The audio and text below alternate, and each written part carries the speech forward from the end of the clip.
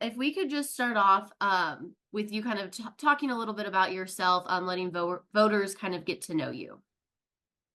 Well, I'm born and raised in Northwest Iowa. Lived all my life in Hull, Iowa.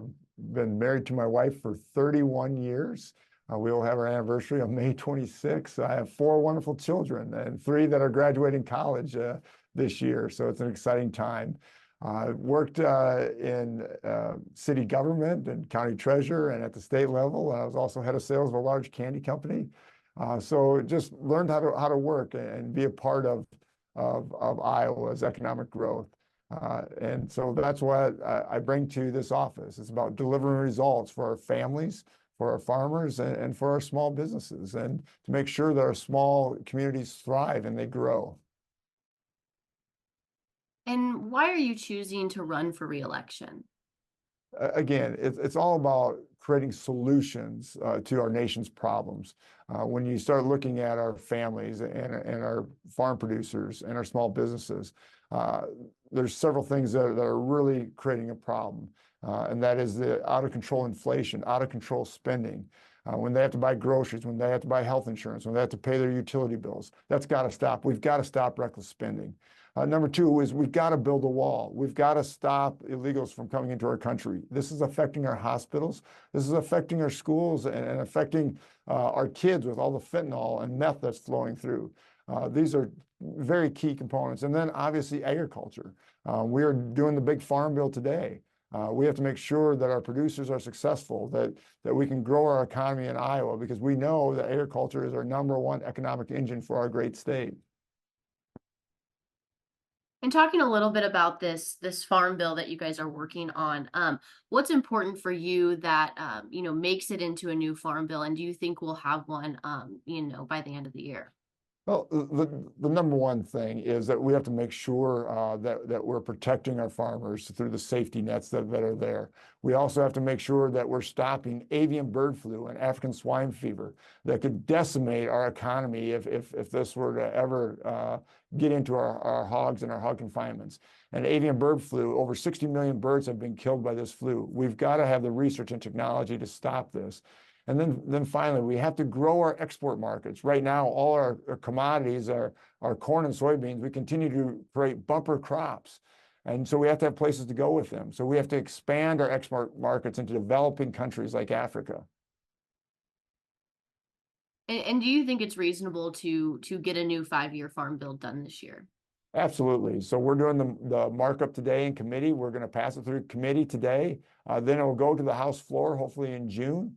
And then it'll have to be worked out with the Senate Democrats. The Senate is in charge of the Democrats are in charge of the U.S. Senate. Senator Stabenow from Michigan chairs the Ag Committee over there. And we'll have to collaborate. We'll have to work together and come to a resolution on bipartisanship on passing this farm bill. And we'll get it done by September 30. And kind of going back to the primary race, you're facing a GOP opponent. Can you kind of tell me why you feel voters should vote for you rather than your opponent? It's all about my record on delivering results. You have to look at what I've all done over the last 3.5 years being in Congress.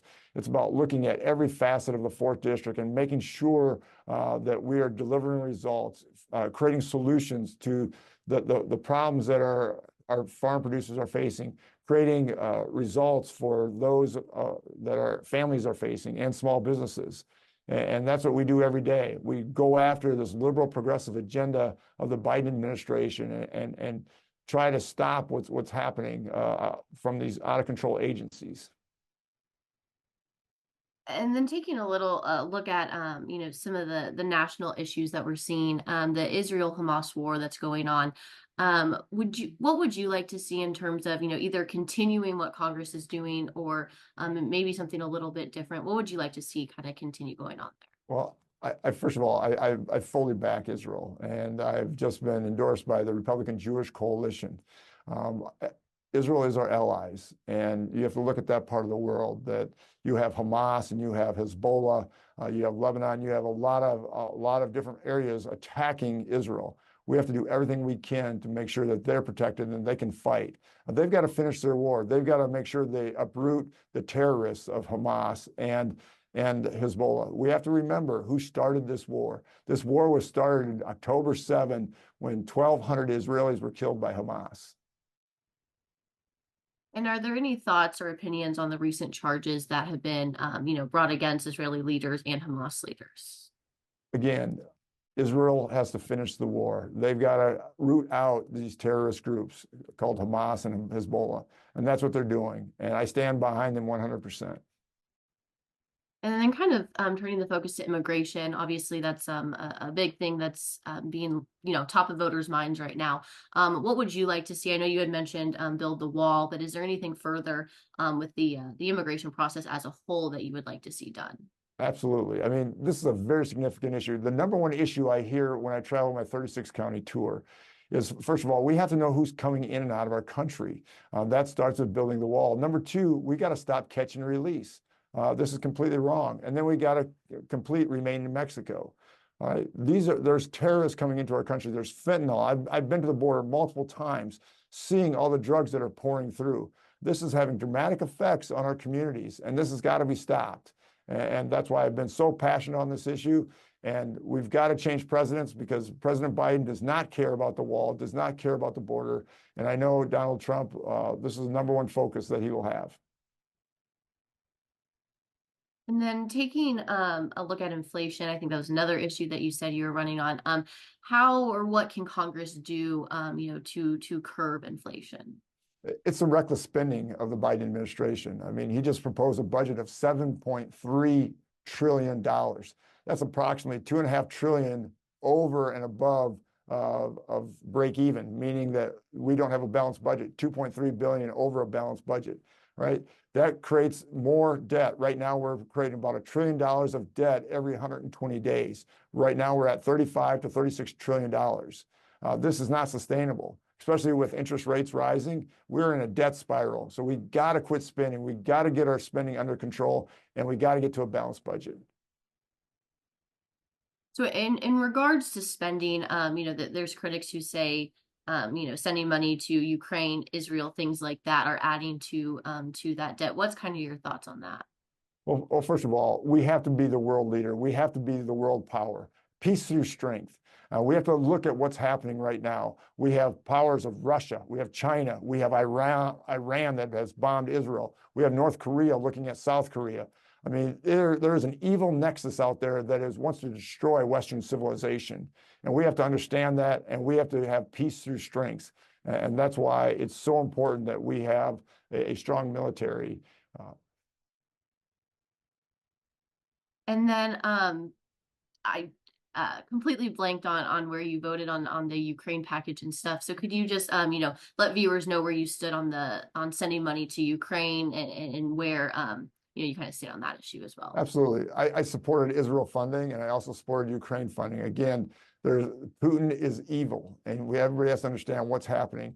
We can remember history from World War I to World War II and what has happened. We also have to understand that the dollars being spent are to create new military hardware and equipment for the U.S. military. We're giving our old U.S. military and equipment to Israel and Ukraine. But we have to stop to make sure we do not repeat history of World War I and World War II. And talking a little bit about Iowa farmers, again, besides the farm bill, what are you doing in Congress, or what would you like to see done in Congress to help Iowa farmers and the ag community? Well, the biggest thing is obviously the farm bill. We got to grow our export markets. We have to have more conservation programs. We also have to make sure that they're not being taxed. There's a death tax right now that simply says that if they want to pass that farmland to the next generation, that they have to pay 41% tax. This is ridiculous. I call it a pilfer tax. We cannot have this. This is for not only agriculture, but also our small businesses.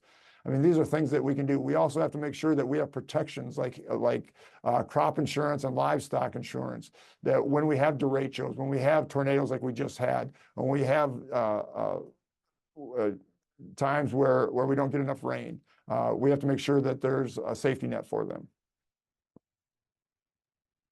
And then another issue that Democrats have been bringing up a lot is the issue of abortion, Roe v. Wade, the overturn of that, left it up to the states. Where do you stand on a possible national ban? Well, I'll just say this. I always stand to protect life. And my faith just simply teaches me that every child, every boy, every girl is here for a purpose and a reason. God created them for a purpose and a reason to do many great things. And that's has always been my stance and always will be. And then this past year, we saw some things going on with House Speaker, all that kind of stuff. Going forward, how would you like to see this all handled? Well, the most important thing is we have to deliver results, all right, for our families, for our producers, for small businesses. And the only way we do that is that we stay in the majority and we get things done. We lower taxes, we build the wall. I mean, these are all things that we need to do, and we have to be focused on getting the job done.